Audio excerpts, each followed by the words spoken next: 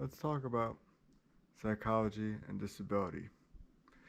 Now, a major question is what would have to go right in someone's life with a disability for that person to feel their life was worthwhile? This is a tremendously hard question to answer. Everyone's going to have a different answer. For me, however, I tend to take an extreme position. I tend to see things as being somewhat hopeless, and I think anyone who looks at the situation honestly would come to the same conclusion. I know other people would be more charitable and maybe have softer interpretations or perspectives on how life should go. But for me, I've always had a hard line. I've always known for myself what would make a successful life and what would not. I never had any doubts about this. Even in my teenage years, I always knew. I'm not saying that I was extremely brilliant or that I'm correct now, but I've always had an unwavering ideal. And as of right now, I think that ideal is at least correct for me and will remain unchanged through the rest of my life. This has created problems. Now, these problems are largely psychological in that I feel like the probability of me living up to these ideals are slim.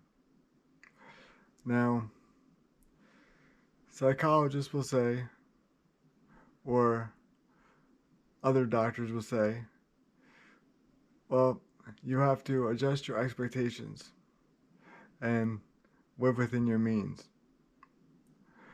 To this I say, they may be right, but I am unable to do this, and that is just my personality. I think my personality is a strong one. It is an unwavering one. And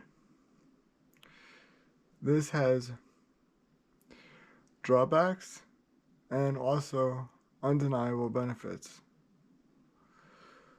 One of the things I've done to,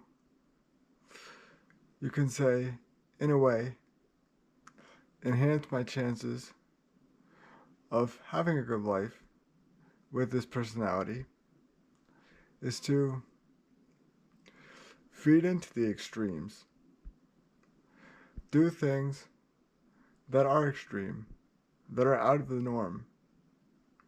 Use my mind in a public way where I have gained a following, and that following is one where people respect and appreciate my, you can say, extreme positions. Another thing I've done is get engaged in the porn industry. Now, this is extreme, but it feeds into my personality. If you combine my intellectual capabilities with my other activities, you have the creation of an interesting person, or at least what a good number of people would deem as an interesting person. And this person that's been created is my best hope for achieving what I believe is a good life for myself. There is a real world positive example of the results of this. Now, everyone rags on Twitter, and I think it has its negatives, but it's also still a great networking platform for a certain type of social atmosphere. And out of the blue, totally unexpected, I was able to meet someone who has the real potential to be someone very special. And this person has the ability to totally transform my life, to totally, in a way, fulfill what I've always thought a good life for myself was to be. Now, I'm not saying that this is going to happen. I hope it does. But nevertheless, being creative and finding a way to match my intractable personality desires has, I would say, in a way, taken shape. And that is remarkable. I think one of the things that is most difficult with a disability is to think, well, if X was the case, then Y may be the case. However,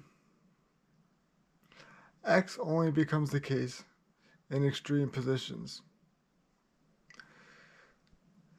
I think if something extreme does happen, something unlikely does happen, I think it's always kind of difficult for someone to accept. But I think that is just the burden of the disabled person. They live in a world that is so rare that any way out, any positive way out, any real way out, is going to be one that is totally unexpected. That is a difficult position to put yourself in psychologically, but I think that is the only way. As I've said in previous videos, normal situations just don't match what is required in such a delicate position where you have really no moves to make on your own. The only real way out is to be given such an extreme position of almost unlimited power to find your way out. And that is so rare and is so special. It should be held in the deepest regard, so close to your heart, and never forgotten.